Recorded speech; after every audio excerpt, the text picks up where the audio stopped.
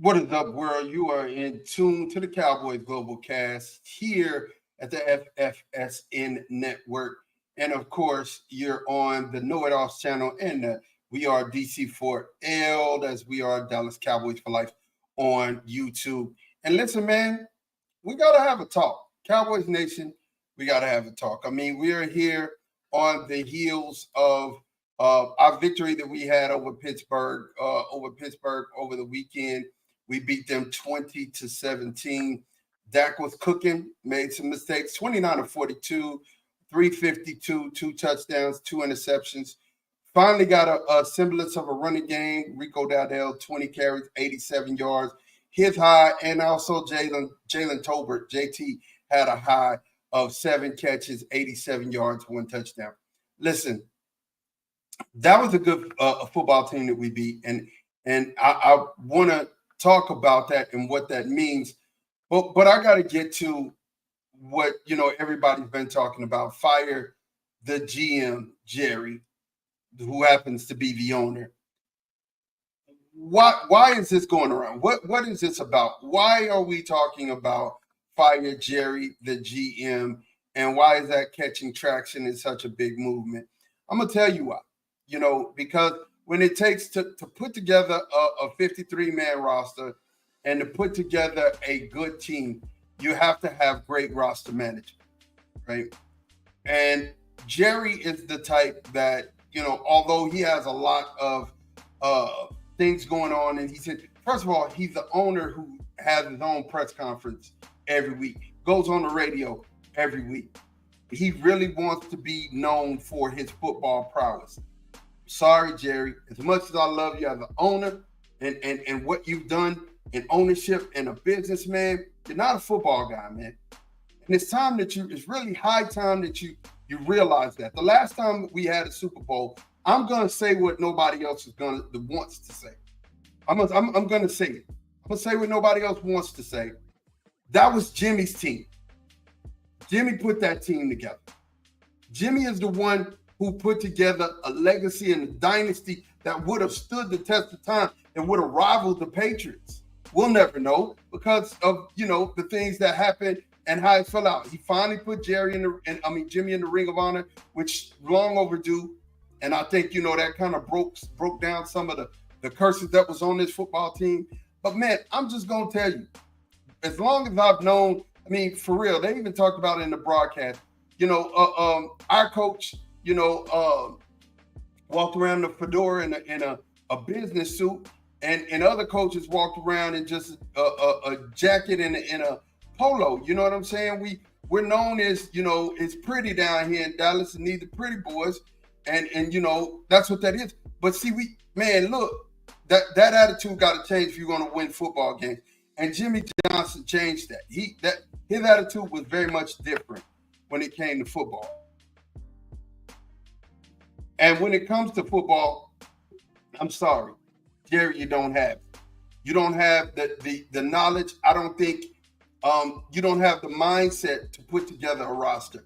You're constantly shopping for bargains. You're constantly trying to find people who were on the couch, and you're trying to hit lightning in a bottle. That only works for people like Kurt, the quarterback for the Rams. I'll get his name into it, Kurt Warner.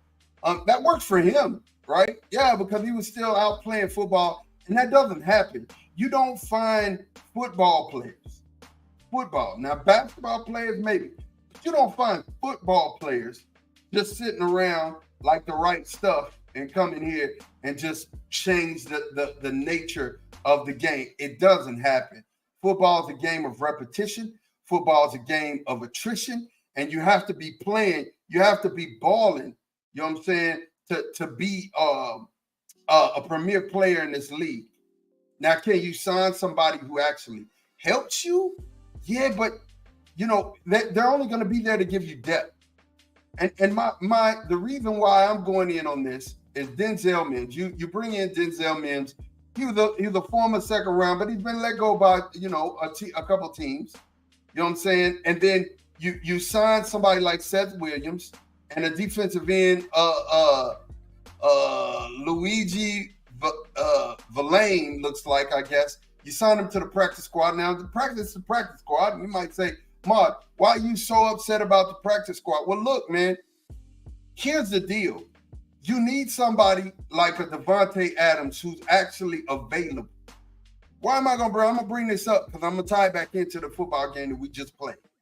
You need somebody like a Devontae Adams. Why? Because what Devontae Adams actually does for a receiver like him does for a quarterback like Dak is you give him a valuable option at number 1 and number 2. You have 2 dynamic wide receivers on either side, which now you got to jump out of that look where you're trying to roll over to cover CD and take him away. Now you can't do that. And then trying to guard them both one-on-one is just too hard to handle. You make a quarterback like Dak Prescott, who everybody says, oh, Dak is such a bad quarterback, such a bad quarterback. But do you understand? In games, where we in games where we've been close and it's been close, he's like 14-0. I've seen that stat today, blew my mind.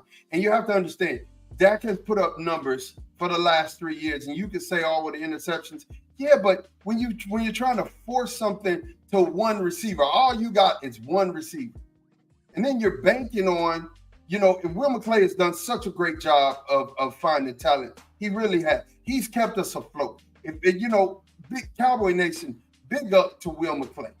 You just need to give Will McClay some kudos and some hand claps and some hand praise, because honestly, Will McClay did that. He's kept us afloat. He's found talent throughout the draft and even late rounds of the draft. And I'm grateful for what we've seen with Will McClay. But when you bring in, and you're working out Dante Pettis, Chad Cota, Max Dugan, Shaka Tony, and, people like that, you look around and you shake your head. I'm glad we found Carl Lawson, because Carl Lawson actually found us because he tweeted out to us and was like, hey, you know what I'm saying? Basically, I'm here. So when you find somebody like a Carl Lawson who was just there for backup, and you have all of these injuries, DeMarcus Lawrence hurt, Marshawn Nealon hurt, Sam Williams at the beginning of the year hurt, Michael Parsons hurt. At defensive end, you're depleted. You lost 3 Dante Fowler, Dorrance Armstrong. You lost 2 of them to free agency, and they're over there at Washington. So you're really thin on the line. And my point here is, look, when it comes down to it, Jerry, as the GM, bro, you're not getting it done. You're not getting it done. You have to make the moves that matter. Dak is absolutely cooking. You can say whatever you want to say, but the man is cooking. I mean, straight up cooking. I'll give you his stats here in a minute. But for the Pittsburgh game, 29 of 42, 352, 2 touchdowns, 2 interceptions. I'm going to tell you, one of those interceptions, CD just all out ran the wrong route. You can look at it and you could tell from where it is, Dak was back shouldering him. CD wanted to go up and catch a jump ball. But I'm just going to tell you that was the wrong route. The other one, okay, he underthrew Jalen Tolbert, missed him. That happens. Quarterbacks will throw interceptions. That's part of the football game, right? But you've never given Dak the tools that he needs. Jerry, you've never given him a second wide receiver to where he can go out there and actually perform like a top-rated quarterback. And yeah, I want to hear y'all say, "Oh, Mahomes has did it." Dak ain't Mahomes. Dak is really good. Mahomes is a generational talent. Dak is a great quarterback, but Mahomes is a generational talent under a generational coach who actually schemes people open that helps his quarterback, right? And he's been his coach, his offensive coach, puts him in positions to cook and to do things and to put things together. Right now, in a regular season, Dakota Prescott is 65.4% completion rate, 1,400 yards, 8 touchdowns, 4 interceptions for a QBR of 92.9. He's right around here where he always is, 92.9. You got to get this man some tools to work with. And Jerry, you as a GM, I'm sorry, it's failing. You're failing us. You're failing us. And I mean, you're not failing in the objects of you making money. So to you, you're a success. But you're your own worst enemy, right? You're your own worst enemy. Success lives next door to failure, by the way. And, you're your own worst enemy, Jerry, when it comes down to not making the roster decisions that you should make. This is a no-brainer. We the only ones that got the money to actually, there's us and the Steelers. We have the money to actually go out and make this happen. And this improves your football team by attrition because, number one, your offense will stay on the field longer. Number two, your offense will score more points. Number three, your defense will stay off the field. Number four, your defense won't have to defend that long. And they just have to kind of get, a couple 3 and outs, and we win the game. Already right now, this offense is clicking. It's clicking. But, it's clicking. Your quarterback is working his butt off to do it. He really is. He really is. And then let's talk about line play. I love Tyler Guyton, and I think Tyler Guyton is doing a great job. He last couple of weeks he's had, some mistakes. He's a rookie. He's a rookie. So rookies are gonna make rookie mistakes. That is what that is, right? Rookies are gonna make rookie mistakes. Gist of the matter is you switch up, you put Tyler Bass in at guard, you move over Tyler Smith. That's really what it should be. And Tyler Guyton should be over on the other side taking Terrence Steele's place. But because you paid Terrence Steele, now you got to play him to get your money's worth. See, this is what GMs, and this is what I'm talking about. This is what I'm talking about. You got your tackle of the future. Tyler should be over on the right side. And what's up, Mr. Woodside, man? Great to see you. Tyler should be over on the right side. And Tyler Smith should be over on the left side. That's what our offensive line should look like in all intents and purposes. But of course, Jerry, the GM, is so prideful, and he feels like, oh, I know football. You don't know football. At this point, you've been around it long enough to manage it and to make money off of it. But as far as putting a team together to make sure and ensure that you have a winning product on the field. Oh, well, okay, I hear you again. We've been 12-5 the last few years. But when it mattered, when it counted, we had a hole. We had a hole in our running game. We had a hole at our wide receiver core. And JT coming up, I want to see, listen, I would love to see JT step up and become, a premier wide receiver in this league. Would love to see it. I would love to see it, honestly. But Jerry, you're acting like you're somebody's mama who's saying we got McDonald's at home. That don't work. You got a team that's built to win now. Tank is getting long in the tooth, right? Mike's coming up on his second contract. But, these guys are getting older every year. In football years, Eric Kendricks is old, right? So, and then you got these young dynamic players and DeMarvion Overshown. Osa is going to be up for a contract this year. We're having to depend on people like Linval Joseph, right, to come in here and then Mozzie. Again, Jerry, the GM, you put us in bad positions, bro. You put us in bad positions. And honestly, when it comes down to it, the win in Pittsburgh, it means a lot. But guess what? We got Detroit coming into our home on Sunday. And you best believe that Detroit is still ticked off from what happened to them last year. They're still upset about what happened last. So if you think we're finna run into this game and be like, oh, we got it, like, we beat Pittsburgh. No. That's not gonna happen. This offense for Detroit is hungry, and they ready. And then Aiden Hutchinson is leading the league in pressures. Now we're getting Deron Bland back, but he's gonna be on the pitch count. I'm happy about that. Right? I'm super happy about that. We needed him. Diggs is still kind of dinged up, but he's out there, he's playing. We're getting it. Listen, I want to see this team come together, and I feel like the team is coming together, and I feel like the team will continue to come together. But it's one of those things where it's time that you listen to your fan base, Jerry. You get on the radio every week.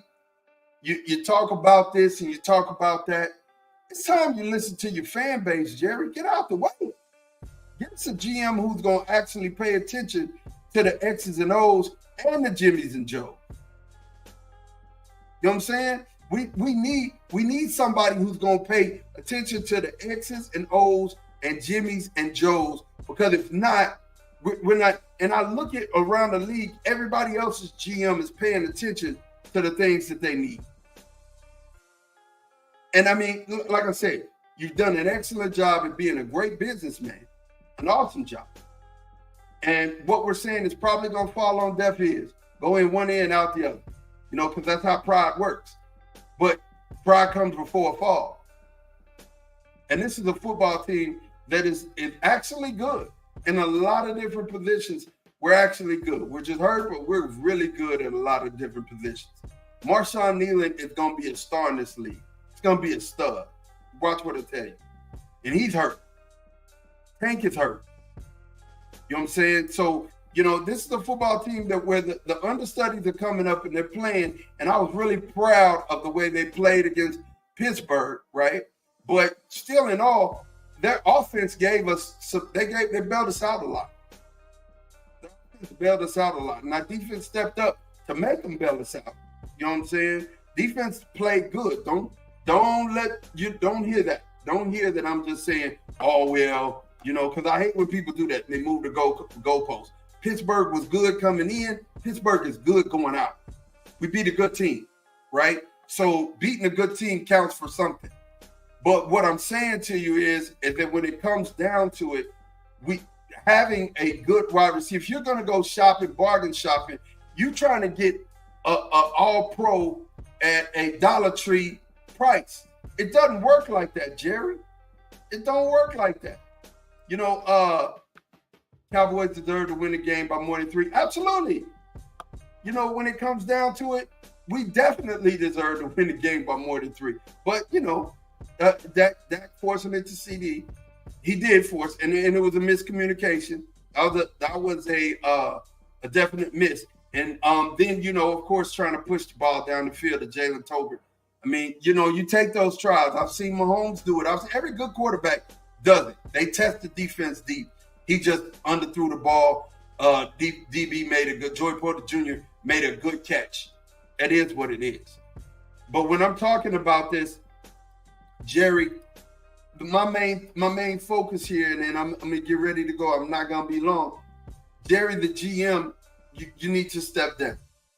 You need to stop talking to 107 The Fan, all that. You need to stop having your post-game press conferences because you want to feel like you did something. You're in the NFL Hall of Fame, not for your football moves, but for your football moves as it pertains to business. You made this franchise one of the most popular and I'll say affluent franchises, in sports, like the Yankees. You know what I mean? And literally, I can't fault you for that. You're a great businessman. Awesome. But when it comes down to it, I just need for you to understand, when it comes to being a GM, a general manager, picking personnel, making choices, it's ridiculous to me. You haven't went out and got a real free agent since you went and got Amari Cooper. Then you trade him away. Before that, it was Terrell Owens. You have to understand, sometimes you get, well, no, not sometimes, you get what you pay for. You can go get knockoff stuff all day long.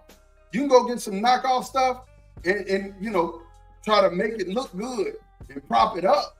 But Jerry, knockoffs don't count, bro. Knockoffs don't count, man. In the grand scheme of things, where people try the merchandise and actually use the merchandise, if it's knockoff, at some point, it's going to show that it was knockoff.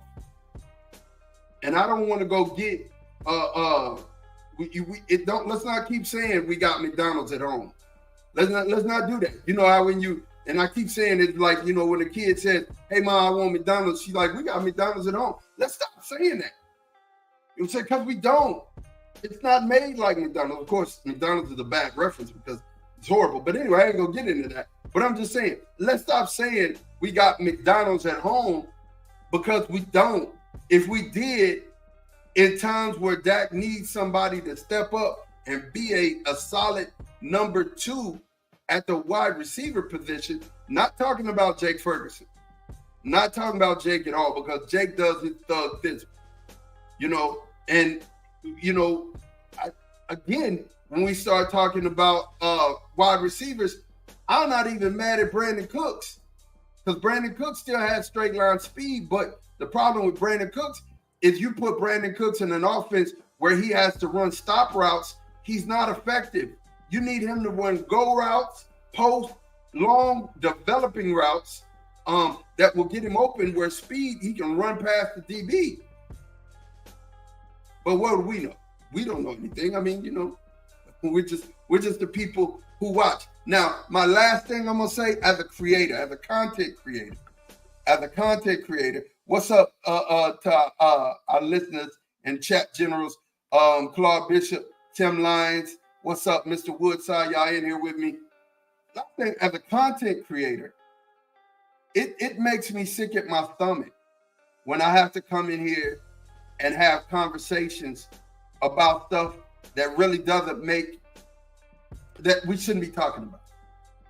We shouldn't have to talk about an owner being our GM. We shouldn't have to talk about that. You know, we shouldn't have to talk about year after year after year after year after year after year. It's Groundhog Day. I don't want to report about that. So there comes a time as a content creator where you get tired and you're like, I'm not fixing to do that, because of the simple fact that when you're having these conversations, your voice is ignored, right? We're talking to our squad, and we're talking to the people who love our team, and we're talking to the people who, knockoffs look good on the shelf. They absolutely do look good on the shelf. We're talking to the people who love our team, right? And those people want to hear something encouraging about their team. They want to hear something real about their team. And the only thing that I can say about my squad is Will McClay saves our behind. Will McClay makes us special every year. Will McClay finds people like Michael Parsons. Will McClay finds people like Tyler Guyton, Tyler Smith. Will McClay finds people like Dakota Ray Prescott, CeeDee Lamb. He finds people like that. So he's made us reputable. It hasn't been you, Jerry. I know you want to take, I know how bad you want. I've seen the interview about 2 years after Jimmy was gone, where you said, I just want to be remembered for football. I know you think, because you played at Arkansas, you know football, but Jerry, I'm sorry. The game has passed you by. And it's time for you to sit down and let some younger minds do it. Not Steven. Because even Steven is getting his information from his father. He still feels like we got McDonald's at home. Until they prove that they're not McDonald's. And do they need opportunities? Yeah, they need opportunities, but they need to prove it in practice, and then they're going to have to get in the game and prove it. JT finally did it. JT finally had a breakthrough, and I think JT is going to continue to have a breakthrough and continue to be better, But bringing in somebody like a Devontae Adams would be, this is the time for you to go out and spend some bread. This is the time for you to go down right now and spend some money. This is the time. If you ever want to know what'll put you in contention for a Super Bowl, that will. That's one move that'll put you in contention for a Super Bowl. Name one defense that can stop CeeDee Lamb and Devontae Adams on the same team.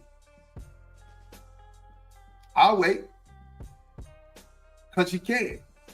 And then it makes the running game better, because now you have to single coverage. Ain't no more of that zone stuff. Because if you sit in the zone, Jake Ferguson and Turbo Turpin are gonna eat you up, or Brandon Cooks are gonna eat you up. They can sit down in the zone all day long. And then now the safeties can't walk up the steps and stop the run. And now our linemen can actually lean on you, and we're getting 3 to 5 yards to carry. It just makes football sense. And somebody around you in the Cowboy locker room, in the Cowboy clubhouse, in the Cowboy business room need to stand up to you and tell you, look, man, hey, it's time for you to retire to the pasture. It's time for me. It's going to put you out there. You just sit up in the box and enjoy the games. Sit up in the box and collect trophies. If you did that, we probably have a couple more. This is the talk, man. I had to have it, the talk with Cowboy Nation. I wanted you guys to hear it. And here on the Cowboy Global Cast, I keep it a buck. I keep it real. I have to, right? I'm a fan. I love my team. You see, I love my team. I love my team, man. I've been a Cowboy fan since the 80s, right? And I done seen the good years. I done seen the bad years. I rolled through a whole bunch of just average years. But you pay people like Miles Austin, and you pay people like Patrick Creighton, and you don't go out and you get the big names. This is a chance for you to really vindicate yourself as a GM. The opportunity's here. And the Jets firing Robert Saleh and the Saints quarterback getting hurt at this point. Yeah, look here, man. Hey, both of those teams, it's like, hey, you got the perfect opportunity. Slide in. You got the perfect opportunity to slide into that girl's DMs and say, look here, you know what I'm saying? I got this. I'm going to slide in this girl's DMs and be like, yo, he ain't got what you need. I got. It's a perfect opportunity, Jerry. Perfect opportunity. Man, and I thank everybody who tuned in to the Cowboys Global Cast live, and everybody who's listening to this on Spotify and Apple. Definitely, I had to get this off my chest. This is the talk, and we needed to have it. Cowboy Nation, we needed to have it. I thank you guys for listening. Make sure that you catch me live here on We Are DC4L. You can catch me on the Cowboys Global Cast on FFSN, and of course, all of the shows that we have here on the Know It All Network. Man, make sure you show up and show out and catch those. But this is your boy Mod, man. Until later, I'm out. Peace.